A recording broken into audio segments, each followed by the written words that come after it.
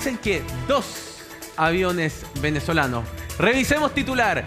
Estados Unidos afirma que 2 aviones militares de Venezuela sobrevolaron un buque de guerra estadounidense en una maniobra altamente provocadora. Esa es la palabra.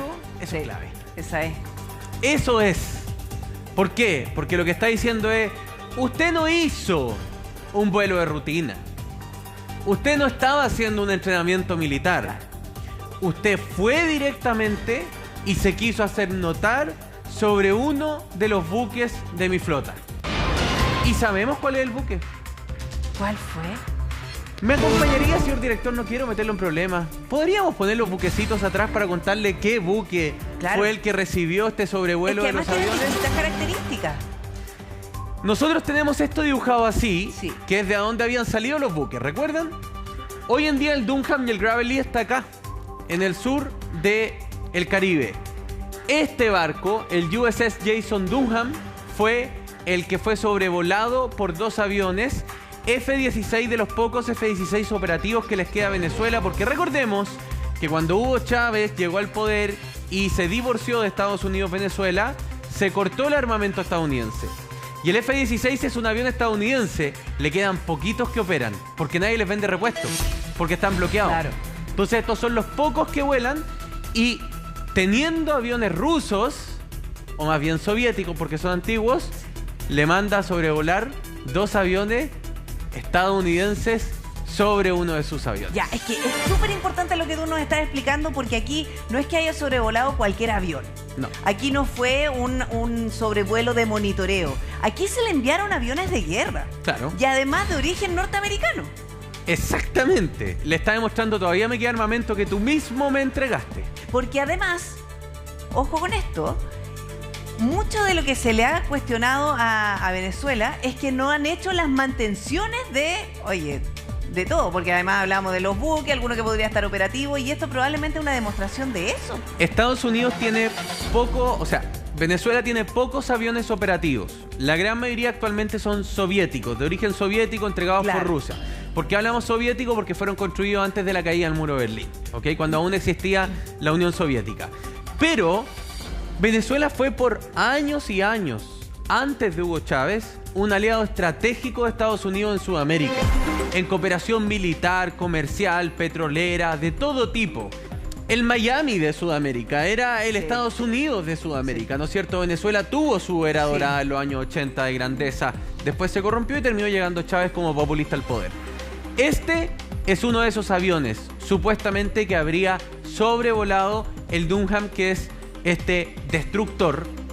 No es de los anfibios, es de los que tienen los misiles Tomahawk que pueden llegar directo al centro de Caracas.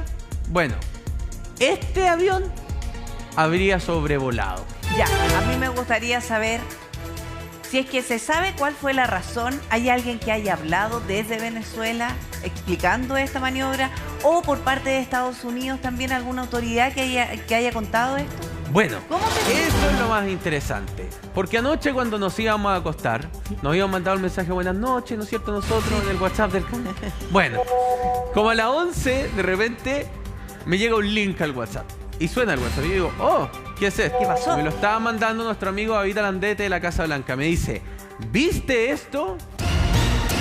Yo me meto, 3 minutos antes, el Ministerio de Defensa, el Pentágono, había publicado en Twitter una advertencia contra Estados Unidos. Departamento de Defensa. Hoy, 2 aviones del régimen militar de Maduro volaron cerca de uno de los barcos de la Armada de Estados Unidos en aguas internacionales. Punto. Este altamente provocativo movimiento. Es que eso es muy importante. Ese adjetivo es muy relevante. Exacto. Es como, provocador. no me vengáis aquí a pegar en la orejita. respirar en la oreja. Altamente provocativo movimiento fue generado para interferir en nuestros esfuerzos de contra narcoterrorismo. Es decir, usted los mandó para interferir con mi trabajo. Por eso es provocador. Usted hizo volar sus aviones sobre nuestro destructor que sabe que está trabajando en otra cosa para ocuparlos de señuelo y hacer que nos preocupáramos de otra cosa, interferir. ¿Qué estaba ocultando, le está queriendo decir a Estados Unidos? ¿Por qué quiere desviar nuestra atención si nosotros estamos preocupados del narcotráfico? Efectivamente. Pero después se ponen más duros. El cartel que gobierna Venezuela, este es un comunicado oficial de Estados Unidos, ¿no? El cartel que gobierna Venezuela está fuertemente advertido de que no persiga ningún esfuerzo para obstruir, deteriorar o interferir nuestras operaciones contra narcóticos y contra terrorismo, que en este momento están siendo desarrolladas por la milicia de los Estados Unidos. Advertir. En otras palabras, usted me la vuelve a hacer y yo se lo voto. A mí me llama la atención que haya sido solo una advertencia y no hayan actuado, porque ahora, ¿qué pasa si sobrevuelan de nuevo hoy día? Lo van a echar abajo. Ahora los van a echar abajo. Porque están obligados a actuar. Están obligados. Porque ya hicieron la advertencia. Claro. Sí. Esto sí es una regla del derecho internacional. Uno como que dice, oye, ya, mira, Pero fíjate que ojo. no se sale ni una coma de la narrativa, que es básicamente, nosotros estamos luchando con las drogas. Exacto. Usted no me joda, Exacto. se lo advierto. Última vez. Es que aquí no está hablando de un problema político, de que es un No. dictador, y todo se desmarcó completamente. Aquí lo que busca es a un narcoterrorista. Exacto. Fíjense que lo que está diciendo, para mí esta frase es fundamental. El cartel que gobierna Sí, Venezuela. Sí. ¿Ah? O sea, reconoce que alguien tiene el poder real en ese país, pero no lo reconoce como gobierno, ni como jefe de Estado. O sea, es súper coherente con lo que ha dicho desde el principio la Casa Blanca. Es más, Estados Unidos ayer intensificó la ofensiva y dijo, Nicolás Maduro es un narcoterrorista que está perseguido penalmente por la justicia de Estados Unidos, dice Marco Rubio. Un prófugo.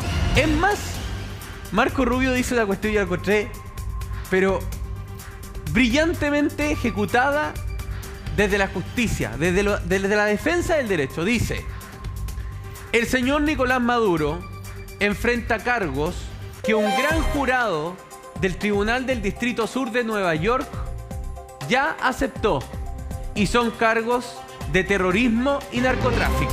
Claro. Lo que diga la ONU o lo que diga cualquier organización, a mí me da lo mismo. La justicia de mi país me exige requerir a Nicolás Maduro ante mis tribunales. Entonces, Y además un gran jurado, porque la fase previa a cualquier cosa de este tamaño, en términos, en la justicia de Estados Unidos funciona algo distinto a la nuestra, Claro. sin duda. Y estos procesos, para que prosperen, tienen que pasar primero por la aprobación de un gran jurado. Esto no es como, no es tan así como acá, como que tú llegás y ponés la denuncia a fiscalía y la fiscalía a ver si tiene mérito o no para investigarlo, o un tribunal. Acá es un gran jurado. O sea, es de peso pesado. Es como si la Corte Suprema dijera, ok, juegue. en términos chilenos, la formalización de cargos en ausencia tuvo que aceptarla no un juez de garantía, Claro. sino que un grupo de 24 ciudadanos que escucharon todos los argumentos y dijeron, ¿sabe qué? Esta denuncia tiene carne, al señor Maduro hay que formalizar. Exacto. Ojo, Claudio Valdivia. ojo, que a propósito de advertencia, yo lo que encuentro más relevante de esto es que lo que ha hecho Venezuela para el gobierno norteamericano es un acto hostil de guerra. Y conforme a eso, conforme a esa declaración, ya ha dicho que ese acto hostil de guerra busca obstruir, impedir, interferir. Y eso, en términos concretos, le está dando la legitimidad que a la próxima, ellos ya han declarado que eso que hizo tiene un objetivo de guerra. Y por lo tanto ellos, entre comillas, muy entre comillas, están legitimados para defenderse. Exacto. Claro, porque además si es un avión que envía el cartel que gobierna Venezuela, es un avión que proviene del narcoterrorismo. Pero es que además el comunicado está muy bien hecho, porque no solamente está la advertencia, está contando el cuento, sino que además mantiene firmemente que el tema de Estados Unidos ahí es el combate al narcotráfico Sí, y al narcoterrorismo. sí. Pero de pasadita, el cartel que gobierna Venezuela, en el fondo los mete a ellos también dentro del saco. O sea, nosotros estamos luchando contra las drogas y ustedes son parte del problema. Les pone, a ver, los clasifica o los cataloga como una acción militar. Mi pregunta es, y ahí lo abro, es solo especulación. ¿Realmente es una torpeza de Venezuela esto? O sea, si uno tiene que imaginarse la figura. Es como Maverick pasando sobre la torre de control. ¿Es eso lo que hicieron? Básicamente. ¿Tan torpes son? Yo creo que Venezuela pisó el palito. La provocación evidente de Estados Unidos, porque le desplegó 8 buques de guerra, 2 submarinos de propulsión nuclear frente a su Sukhoi. costa, era ahí, un señuelo. ¿Ah? A ver si Como, pica. venga. Ah, como uno le hace un perrito, como venga. Y Venezuela, en vez de quedarse adentro y seguir este juego la víctima y todo, no sabemos si por orden de Maduro o algún coronel cabeza de fusil También. Oh. le dijo, oye, despeguen y vayan porque eso podría ser otra cosa. ¿Y qué pasa si estos fueran militares descolgados de Maduro que Sí. quieren forzar el conflicto con Estados Unidos? Ah, No sabemos. Buena hipótesis. Oye, buena. una ¿Ah? buena Buena. hipótesis. Eso podría ser otra. Pero en el fondo, para efectos prácticos para el mundo, Venezuela pisó el palito. Va a Estados Unidos y Estados Unidos, como muy bien dice Claudio, le dice, usted me provocó. Próxima, se lo echo abajo. ¿Qué pasa si mañana otro avión venezolano se acerca a un destructor y lo echan abajo? Esa es la pregunta. Casus belli se llama eso. Esa es la pregunta. Casus belli. ¿Sabes lo que pasa? Es que la tensión es tal que cualquier incidente que termine con una nave americana averiada, un marín herido o muerto, es casus belli. O sea, no está muy... Yo creo que ahí el aire se corta con cuchillo, digamos, en el mar. Porque fíjense, máximo momento de franqueza, Claudio. Han pasado tantos días que estamos analizando escenario y todo, que no, yo anoche me acosté así como... adolorido, porque me saqué la Sí. muela, pero me acosté así como... yo creo ya que esta cuestión, ahí nos vamos a quedar 3-4 meses. Y cuando uno cree que no va a pasar nada, Es cuando pasa. pasa algo. Bueno, sí. Pero ¿sabes qué? Yo estoy intrigada. A mí me encantaría saber si es que Maduro, Diosdado, alguien en Venezuela, habla sobre esta operación. Porque si no hablan, puede ser que en la interna alguien fue el provocador y sin autorización voló esto. ¿Saben por qué? Porque esto se podría considerar, si es que llegan a derribar un avión, no siendo enviado por Maduro, por Diosdado, por nadie, esto se puede considerar un ataque de falsa bandera. Y que se puede orquestar desde la interna. También. Por estas personas desleales. ¿Sabes qué? Mira, Por eso es O importante saber podrían si es que nunca haber pasado estos aviones por encima de la... Ahí te la dejo. bueno. ¿Qué prueba tenemos que los aviones sobrevolaron un poquito? Toda la razón. Por eso es importante saber qué es lo que se dice en Venezuela. Ya. Pero mira, de que también tú estabas hablando de que dices, bueno, esto ya lleva un par de semanas y todo el cuento, y me acordé, perdón que voy a parafrasear un poquito la historia, cuando Alemania invade Polonia, Francia e Inglaterra le declaran la guerra a Alemania. Y pasan meses que no hay una bala. Es más, la prensa hablaba de la guerra de broma, hasta que no terminó siendo ninguna broma, digamos. Pero a lo que voy es que de repente la calma no necesariamente dice que no va a pasar nada, sino que en cualquier momento se enciende la chispa. Esa es la tensión. Oye, tenemos la posibilidad de conversar con David Alambeque. ¿Está David? Sí, David Alambeque. Él es corresponsal de Tele 13 en la Casa Blanca, amigo de José María del Pino. Amigo Y- personal, ¿Y lo ves? gran Hola, amigo. David. Oye, mira, nosotros aquí hemos hablado de varias aristas, varios temas, pero a ti, ¿qué te parece esto? ¿Es definitivamente una provocación? Buenos días. Buenos días, ¿qué tal? Un gusto estar aquí y además compartir espacio con José María, que hasta hace nada lo teníamos aquí. Se te echa mucho de menos en la Casa Blanca, José María.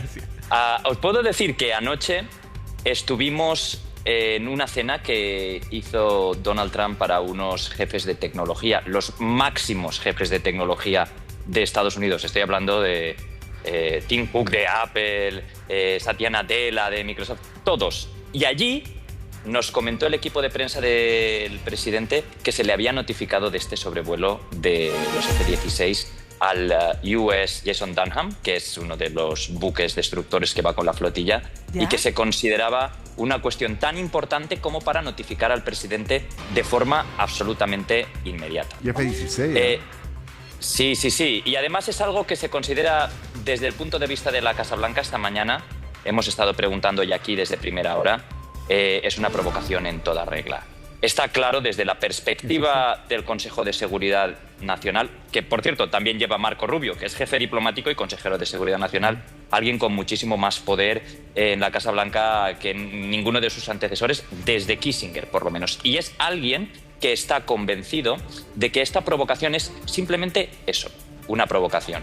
No hay una certeza de la Casa Blanca de que Venezuela vaya a atacar ninguno de los barcos de Estados Unidos. Simplemente una forma de demostrar que, bueno, tienen una presencia militar ahí también, pueden contener, pueden mostrar que están atentos ante lo que pueda suceder, pero desde luego no hay una operación de respuesta inmediata desde Estados Unidos porque simplemente no se pasa de la provocación. Ahora bien... Por eso pero una gran advertencia, sí. Si hubiera como habéis dicho vosotros de forma muy acertada, cualquier avería, cualquier accidente, cualquier cosa que provocara, porque estas situaciones son muy volátiles, sí, ¿no? En alta mar, de repente puede suceder algo. La respuesta de Estados Unidos sería contundente y arrolladora. No van de broma. Esto Marco Rubio lo ha dicho en varias ocasiones. Están ahí, tienen el mayor despliegue en el Caribe, mucho mayor que el de 2020, que ya hubo uno. Y de momento están centrados en el narcotráfico, pero también ha explicado José María algo muy importante, que es que a todos los efectos, el capo de ese cartel, imputado por un gran jurado en la Fiscalía, es Maduro. Es decir, que si hubiera algún tipo de respuesta relacionada con el narcotráfico, sería no al cártel X o Y, sería al capo de todos los cárteles, considerado por la Fiscalía de Nueva York, que es Nicolás Maduro, y el llamado Cártel de los Soles. David, pero a todas luces, entonces, el objetivo final evidentemente es Nicolás Maduro. O sea, si la lucha es contra la droga y se refieren al gobierno venezolano como el cartel que controla el país, básicamente, tarde o temprano, el objetivo final es él. Mira, yo he estado aquí en la Casa Blanca informando desde 2006. Desde 2006 ha habido tensiones con Venezuela desde los años de Chávez. En la primera administración Trump hubo una campaña de máxima presión. Yo recuerdo, estaba en la sala de prensa cuando entró, no sé si os acordaréis, pero John Bolton, el que era entonces consejero de Seguridad Nacional, ahora investigado por el FBI y por otras cosas, pero con una carpetita que ponía 5.000 soldados a Colombia.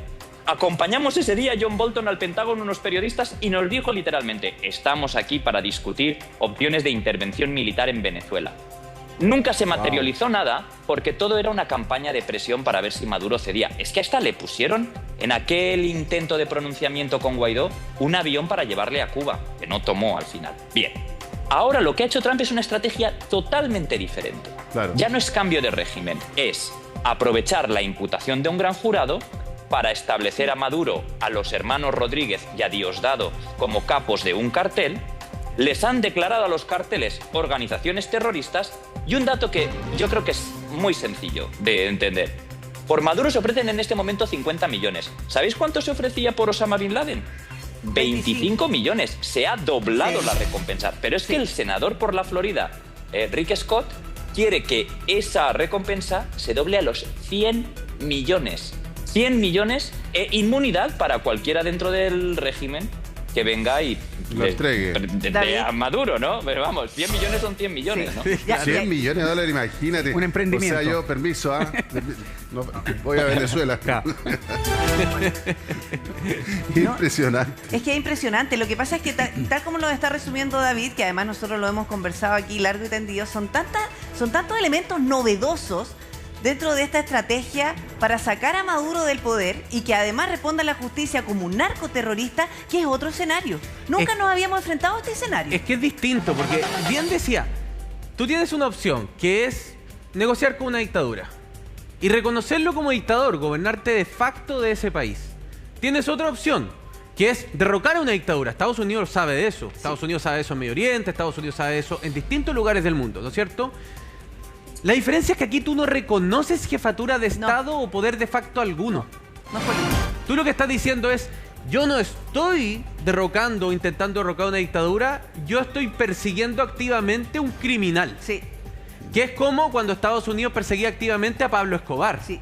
Con la diferencia que Pablo Escobar no era quien ostentaba el poder de facto sobre Colombia. Bueno, sí, Bueno, en una sí. parte, pero no el poder Estaba político. infiltrado, estaba ¿no? infiltrado. Ahí era distinto, porque Estados Unidos podía coordinarse con las policías colombianas y hacer operaciones conjuntas Claro. para perseguir a Pablo Escobar. Pero acuérdate- Aquí no. Claro. Acuérdate lo que pasó con Panamá, Manuel Noriega, que en algún minuto fue útil para la Casa Blanca, fue muy útil respecto de todo este proceso de evolución del Canal de Panamá y de cierta estabilidad y todo el cuento, hasta que lo pillaron, digamos, o no sé si lo pillaron, pero declararon que era narcotraficante también. Y bastó que hubiese una chispa y ocurrió esta operación donde ingresaron, claro, Panamá es mucho más chico que Venezuela, otras circunstancias. Operación Causa Justa, además se había llama. tropas estadounidenses dentro de Panamá, pero hizo eso. Lo criminalizó al líder como un narcotraficante, lo que le bastó que hubiese una chispa e ingresaron en una operación donde agarraron al señor, se lo llevaron y lo metieron preso. Fue una intervención militar en Panamá. En Panamá. O sea, Noriega tuvo que salir arrancando, entiendo, a la Nunciatura. Estuvo encerrado en la Nunciatura varios días. Claro. En la operación Causa Justa.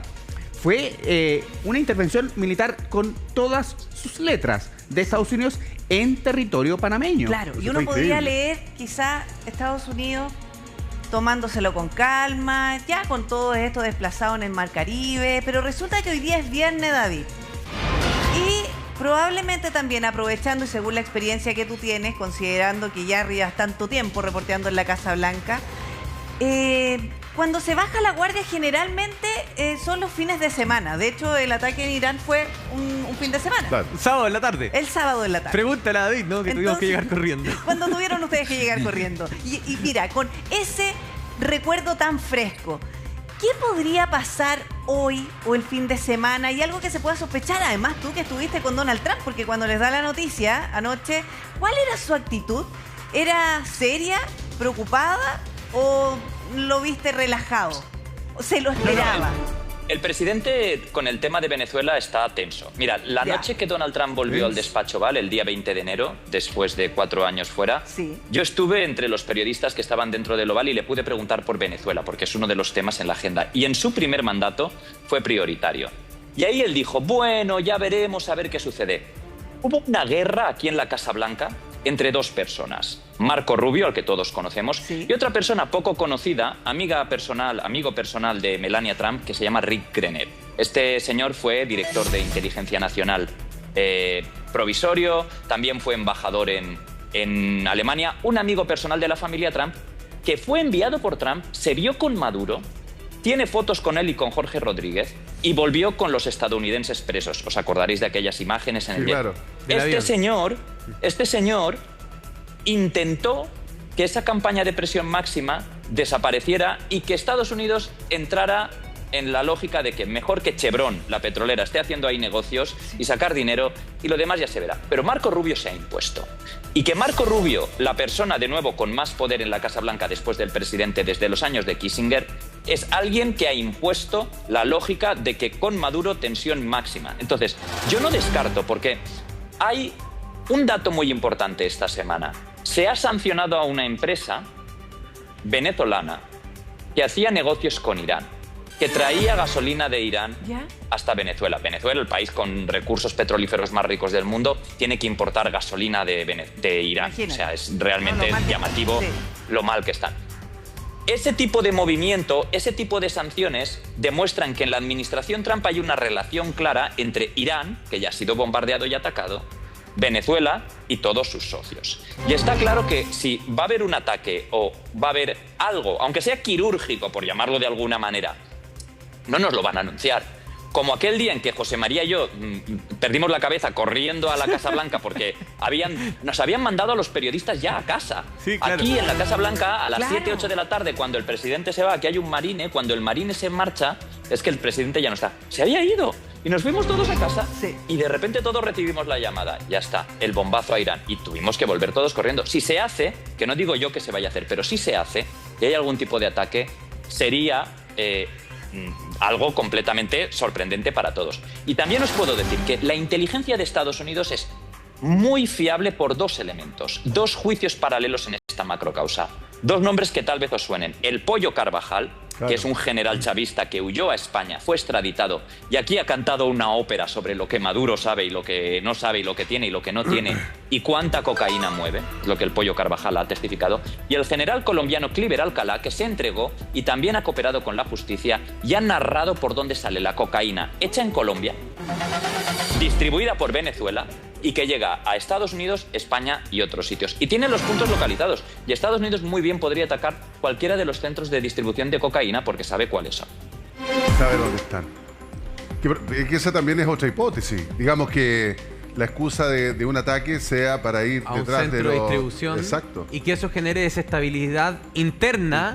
Para que los militares que a lo mejor no son tan leales o tienen mayor temor digan, no, ya, basta, se acabó, saquemos a Maduro, subámoslo arriba de un avión, que parta a Managua, que parta a Nicaragua, esa otra posibilidad. Y si me dan inmunidad por 100 millones de dólares, o por 50, perdón, que es oficial, es una buena motivación. Pero ¿sabes qué, David? Con Trump todo es posible. Una de las cosas más difíciles de cubrir la Casa Blanca es no saber nunca o que Trump no sea previsible. Tú no puedes saber qué es lo que va a hacer. Es una lotería. ¿Tú te hubieses imaginado en febrero de este año que a esta altura del año íbamos a estar con este nivel de tensión entre Venezuela y Estados Unidos? Porque al menos yo no lo hubiese imaginado. O sea, no sabemos a dónde puede llegar esto, ¿no? No, de hecho en febrero estábamos con la excarcelación de estadounidenses presos, enviados especiales visitando Caracas y haciéndose fotos con Maduro, licencias de Chevron y otras petroleras renovadas, lo que le da liquidez al régimen. Y sobre todo, y muy importante, el régimen aceptó la repatriación de cientos de miles de venezolanos. Aquí, en la época de Biden, tú los has visto, José María, los hemos visto en las calles. Está Estados Unidos lleno de venezolanos que han entrado pidiendo asilo y que en este momento no tienen papeles. Han sido detenidos, están siendo repatriados y Maduro aceptó.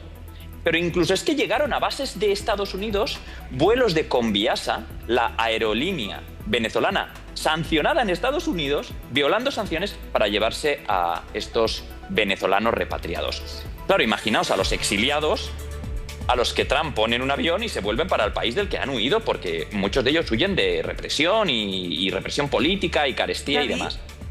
Sí, Eso- en ese momento, ¿Ya? no se podía imaginar. Imagina dónde estamos ahora. Sí, Claro. sí, perdona. Sí, es que esos aviones siguen llegando a Venezuela. No, se cortó. Hubo un último acuerdo, que fue el de la derrota que supuso para la administración Trump que las Cortes de Justicia aquí les pararan el envío al CECOT en El Salvador, el centro de máximo internamiento del terrorismo. Entonces ahí aceptó a esa gente y hay un detalle muy interesante. Trump tampoco quedó satisfecho del hecho de que su enviado especial, el que perdió el pulso con Marco Rubio, consiguió la última excarcelación de todos los estadounidenses presos.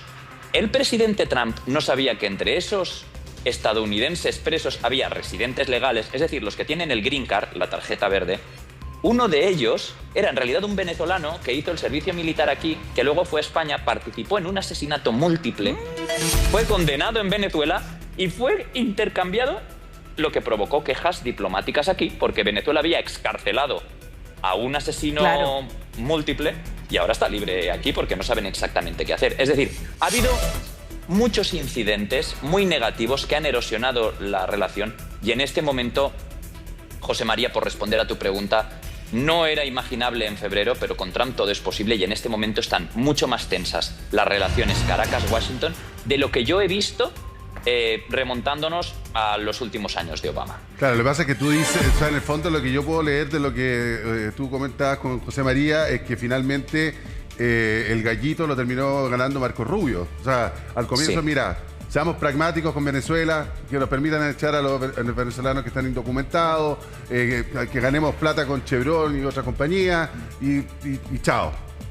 Pero ese pulso contra Marco Rubio, que tiene otro interés, porque también tiene otro origen y tiene otra visión de lo que está pasando, evidentemente lo ganó Marco Rubio, porque si no nos explica una escalada, digamos, de tender puentes primero a no solamente cortar esos puentes, sino que llevar toda tu flota del Comando Sur, o no toda, pero una inmensa flota del Comando Sur, para atacar directamente. O sea, estamos hablando ya básicamente de una narrativa súper hostil. Pero además de un plan muy llamativo por lo bien estructurado que está. O sea, el trabajo que tiene que haber hecho Marco Rubio en el ala oeste de la Casa Blanca tiene que haber sido de joyería y tiene que haber durado meses.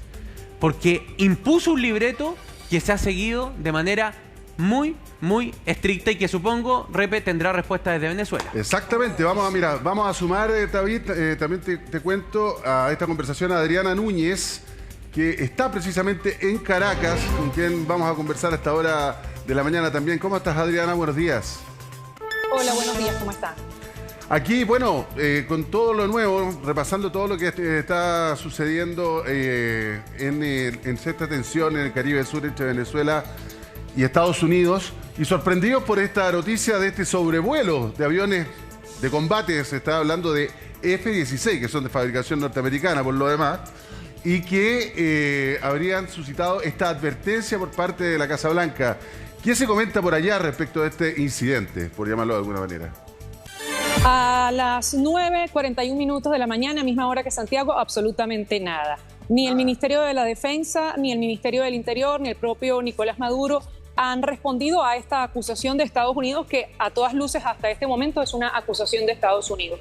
Y hay que recordar que los F-16 durante un tiempo estuvieron los repuestos sancionados justamente por los roces entre Estados Unidos y Venezuela. Y por ahora no se sabe efectivamente cuántos F-16 en Venezuela pueden estar realmente operativos. Claro. Incluso durante un momento Nicolás Maduro había denunciado el secuestro de los repuestos de los F-16. Así que habría que esperar más bien a un experto militar o a una posición de Venezuela sobre si es posible que los F-16 venezolanos puedan volar cerca de los buques, tal y como ha denunciado la administración de Estados Unidos. Pero la realidad es que aquí en Caracas lo que se tiene previsto hoy es la primera jornada de entrenamiento de la Milicia Nacional Bolivariana, que es este cuerpo civil que forma parte también de la Fuerza Armada Nacional y que está conformado por oficiales retirados, por funcionarios públicos que, de acuerdo con Maduro, podrían responder ante una eventual amenaza extranjera. Pero Adriana, si usted va a las costas de Venezuela,